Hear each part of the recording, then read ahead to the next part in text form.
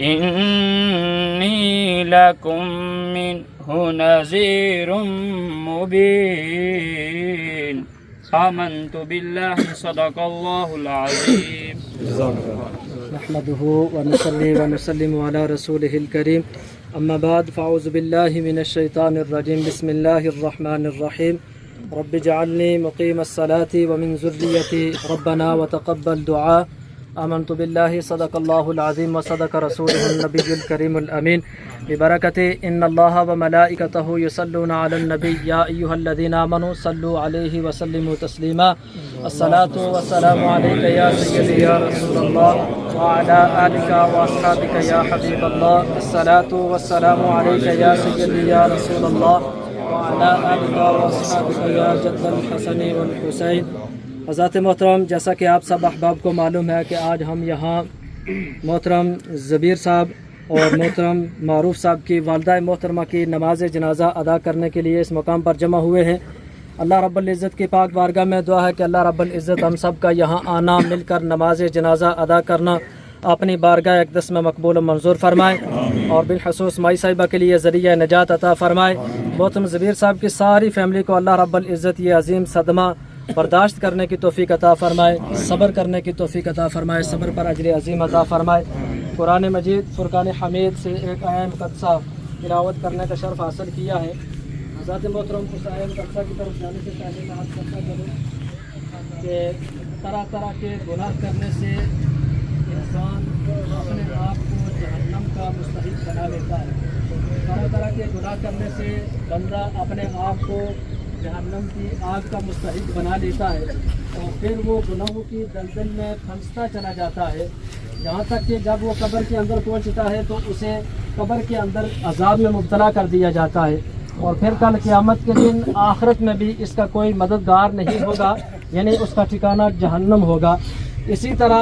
ایک بندہ ہے وہ اپنے آپ کو نیکیوں کے اندر مشغول کر لیتا ہے، نیک کام کرنا شروع کر دیتا ہے اور نیکی کا حکم دینا شروع کر دیتا ہے،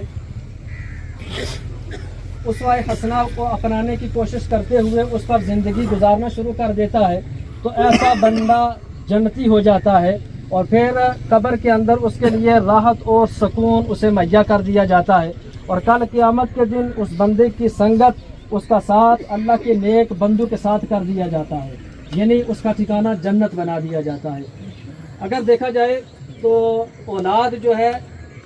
اس کے گناہ اور اس کے نیک اعمال جو ہے اس سے اس کے والدین خوش یا ناخوش ہوتے ہیں. بے شمار روایات ہیں، ان کے اندر آتا ہے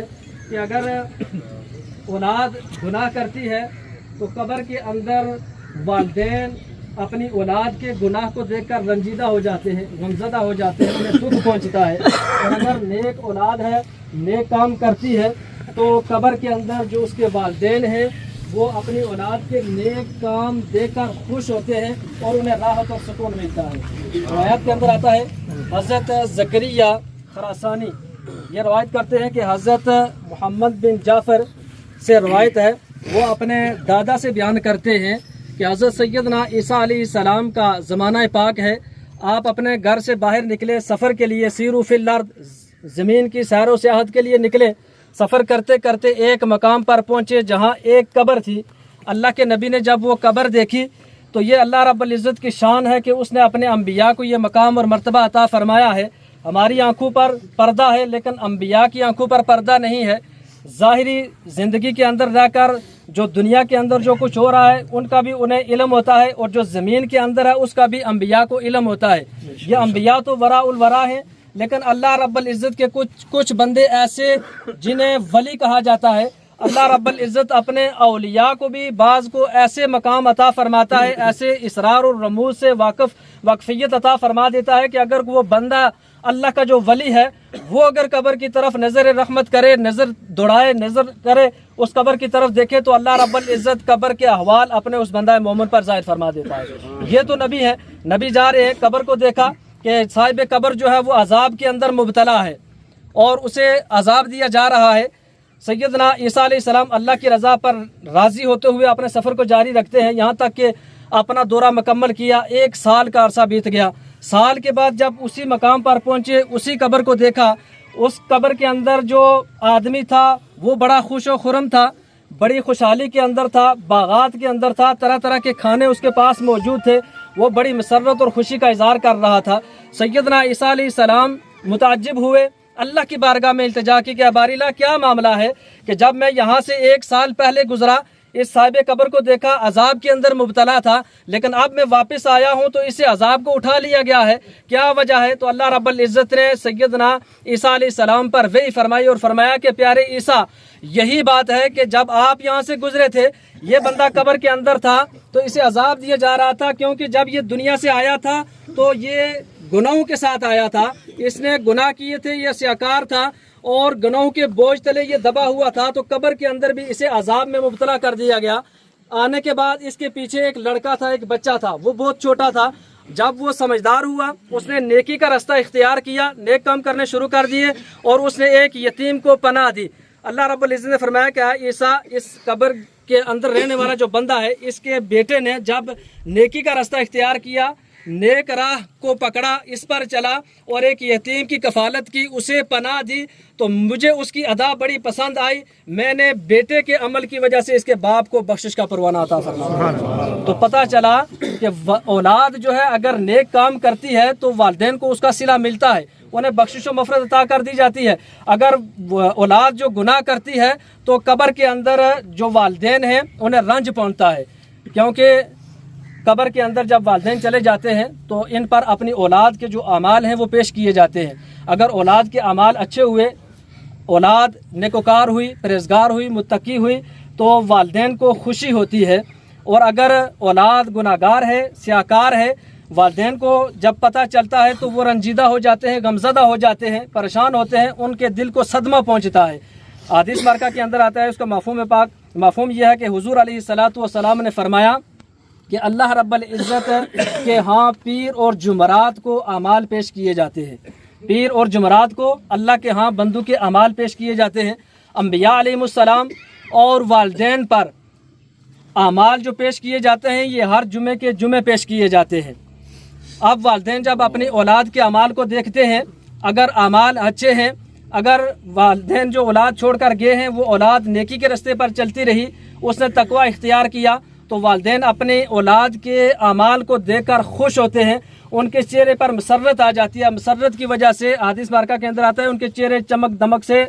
उठ जाते हैं, खिल जाते हैं। और फिर जब वो अपने औलाद के बदअमालियों को देखते हैं, गुनाहों को देखते हैं, तो फिर उनके दिल को सदमा पहुंचता है। इमामुल अंबिया ने फरमाया कि खबरदार खबरदार इस मामले में अल्लाह से डरो, खबरदार इस मामले में अल्लाह से डरो और अपने मुर्दों को अपने गुनाहों की वजह से ईज़ा न पहुंचाओ, तकलीफ न पहुंचाओ। तो पता चला कि वालिदैन के दुनिया के जाने के बाद अगर औलाद नेक काम करती है तो वालिदैन कब्र के अंदर खुश होते हैं, और अगर औलाद बुरे काम करती है तो वालिदैन कब्र के अंदर नाराज़गी का इजहार करते हैं, उन्हें रंज पहुंचता है, उन्हें दुख पहुंचता है। तो इसलिए चाहिए कि जिनके माँ बाप जिंदा हैं उन्हें चाहिए कि अपने माँ बाप की खिदमत करें, और जिनके वालिदैन इस दुनिया से चले गए हैं अल्लाह की बारगाह में दुआ है कि अल्लाह रब्बुल इज़्ज़त उन्हें करवट करवट जन्नत की बहारें अता फरमाए और उनके लिए बख्शिश और मफ़रत करने का एहतमाम करने की तौफीक और हिम्मत अता फरमाए। अब चंद मिनटों के लिए मैं इल्तिमास करता हूँ हज़रत अल्लामा मौलाना एहतिशाम साहब से कि आप अपने मौइज़े हसना से हमारे क़ुलूब अज़ान को मुनव्वर फरमाएं। बिस्मिल्लाहिर्रहमानिर्रहीम व बिल वालिदैन ihsana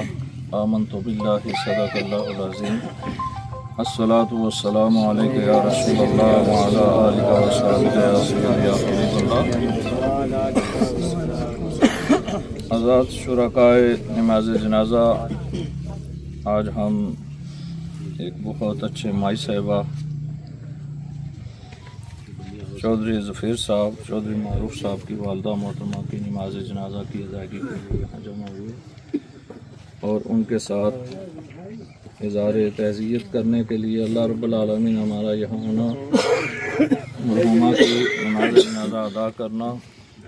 और इनके वरसा के साथ इज़हार तज़ियत करना, इसको अपनी बारगाह नाज़ में शर्फ़ पज़ीराई अता फरमाए। सामीन मोहतरम, माई साहबा को अच्छे अखलाक, अच्छी आदत, अच्छे रहन सहन, अच्छे अतवार की वजह से और बिलखुसूस उलमा के साथ मोहब्बत, तुलबा के साथ मोहब्बत, मुझे अपना बचपन याद आ रहा है کہ ہم چھوٹے ہوتے تھے، ادھر آتے تھے، بڑا اچھا اخلاق، بڑی خدمت داری اور بڑی محبت کے ساتھ پیش آتے تھے۔ ان اچھے اخلاق کی وجہ سے، ان اچھی اطوار اور عادات کی وجہ سے اللہ رب العالمین نے ان کو حضور نبی پاک رؤوف الرحیم صلی اللہ علیہ وسلم کی ولادت باسعادت والا عظیم معینہ عطا فرمایا، اور یہ امید کی جا سکتی ہے کہ اللہ رب العالمین ان کے درجات میں بلندیاں عطا فرمائے گا اچھے اخلاق کی وجہ سے۔ اور قیامت کے دن میرے رسول صلی اللہ علیہ وسلم ارشاد فرماتے ہیں کہ قیامت کے دن سب اعمال میں سے جو وزنی اعمال ہوں گے وہ اچھا اخلاق ہوگا۔ اگر اچھے اخلاق کے ساتھ آپ کسی کے ساتھ پیش آ گئے تو کل میدان محشر میں، قبر میں بھی آپ کو کامیابی حاصل ہو جائے گی اور میدان محشر میں بھی سرخری حاصل ہو جائے گی۔ ٹائم ہو چکا ہے، اللہ رب العالمین کی بارگاہ میں دعا ہے کہ اللہ رب العالمین ہمیں ان کے نماز جنازہ کو، اس میت کو دیکھ کر اپنی آخرت کے لیے تیاری کرنے کی توفیق رفیق عطا فرمائے۔ وآخر دعوانا الحمدللہ رب العالمین۔ یہ سماعت فرما لیں، 4 تکبیرات نماز جنازہ فرض کفایہ سنا واسطے، اللہ تعالیٰ کے درود واسطے، محمد مصطفیٰ صلی اللہ علیہ وسلم کے دعا واسطے، حاضرہ میت کے پیچھے امام صاحب کو لے کے تشریف